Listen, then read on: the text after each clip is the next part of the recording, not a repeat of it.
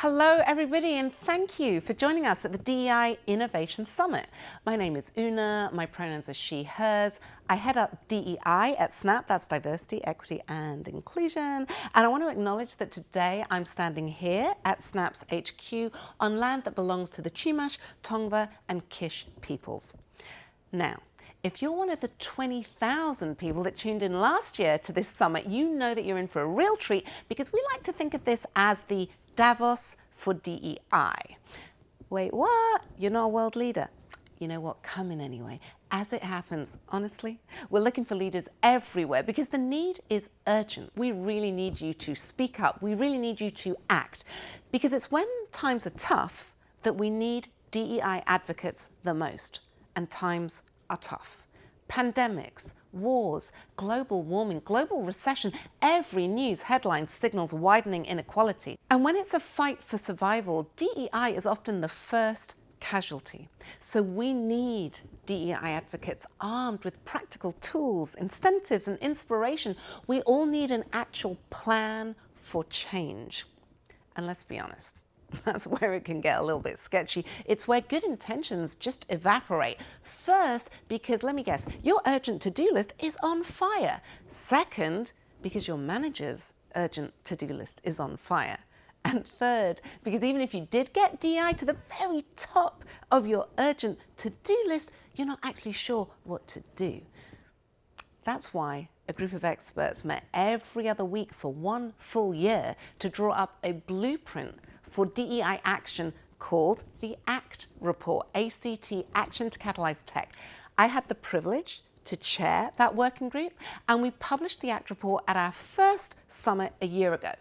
Now, by the way, maybe you don't have an urgent to-do list, maybe you don't have a manager, in which case you are welcome to rejoice, I say as a manager, but you can still use the ACT report. Anyone can use it, whether you work in business or the nonprofit or public sector, whether you work in tech or not. But first, let's take a leaf out of Dr. Martin Luther King's book. I mean, I know he's a really tough act to follow, but think for a moment about his history-making speech.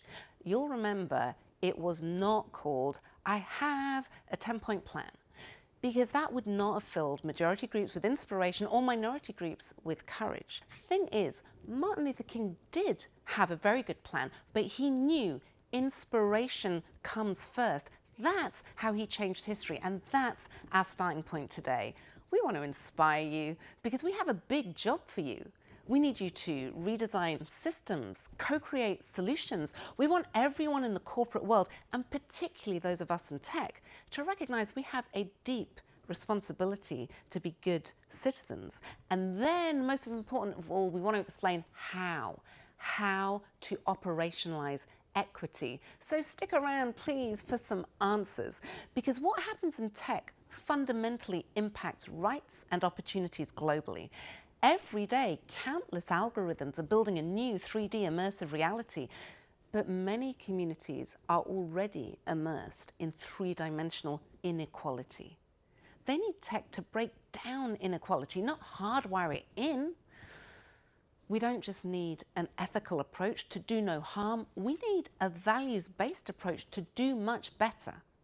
After all, tech can help protect us from hate crime or encourage it, safeguard democracy or undermine it. As the ACT report points out, tech has a unique capacity and therefore unique responsibility to improve equity. As the ACT report states, companies must bring a business approach to inclusion and an inclusive approach to business.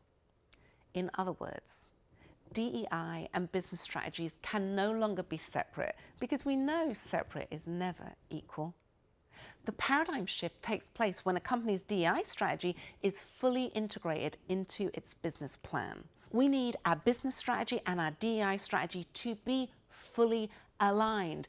If not, nothing happens. We need the DEI plan integrated throughout the actual business plan. And if your company can't do that or won't do that, then truly, honestly, tell them not to bother.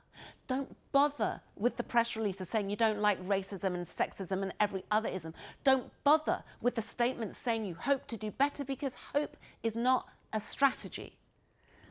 That's why we've all got to hold each other accountable. and support the creation of an entity that does this at an industry level. That's what the ACT report calls for, and I'm delighted this work is well underway. The accountability mechanism will translate the vision and recommendations of the report into measurable collective action and help companies remain accountable.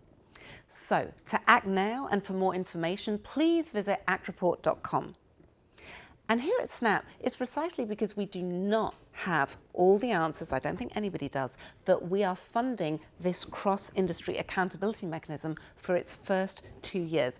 We believe that working collaboratively is how we'll find answers more quickly. And goodness knows, we need urgent progress. We hope what you hear today will inspire you, because inspiration leads to action. We also have incredible keynote speakers, the legendary Oscar-winning Geena Davis, star of the iconic movie Thelma and Louise, one of my personal heroes, and founder of the Geena Davis Institute on Gender in Media, which envisages film and television creators dramatically increasing the numbers of women characters and reducing the gender stereotypes that are everywhere.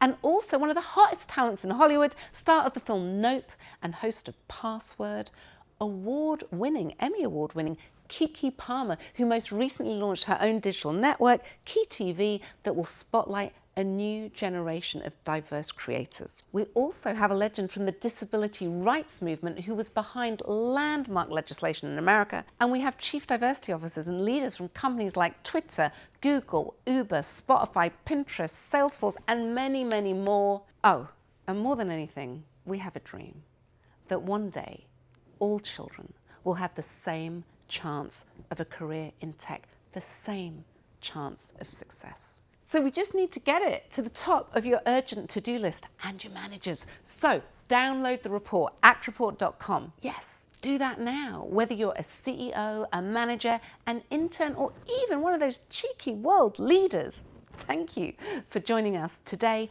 Thank you for your time, and above all, thank you for your commitment to ACT. Now, over to you, Jim. And by the way, Jim Hyington and our esteemed panel of Chief Diversity Officers have got so much knowledge and insight. They're here to talk about the importance of sharing DEI data. And in case you don't think that is the most interesting topic you ever heard, let me just say that if you get a grip on data, all else will follow.